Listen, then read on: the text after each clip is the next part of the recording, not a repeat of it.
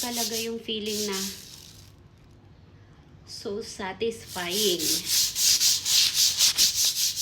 So satisfying pag naka-brush ka ng floor. Hindi lang yung kitchen floor nyo, pati yung bathroom toilet mo. Satisfying talaga. Alam mo, pag I know na if you're OCD talaga, tas makita mo yung konting dumi, grabe. Iba yung feeling. Tas pag nalinis mo na, ay, ang sarap ng pakiramdam, malinis.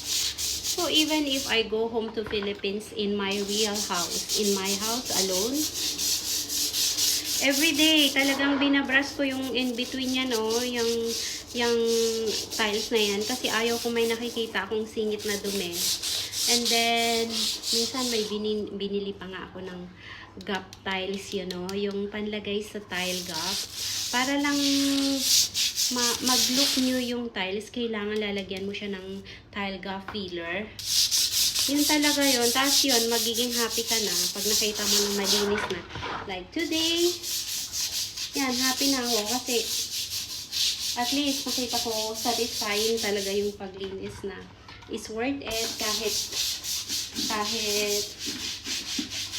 medyo mapagod-pagod sa okay lang. Anyway, wala naman akong ginagawa. So yun, diba? At least it's so worth it pag nakita mo na mali.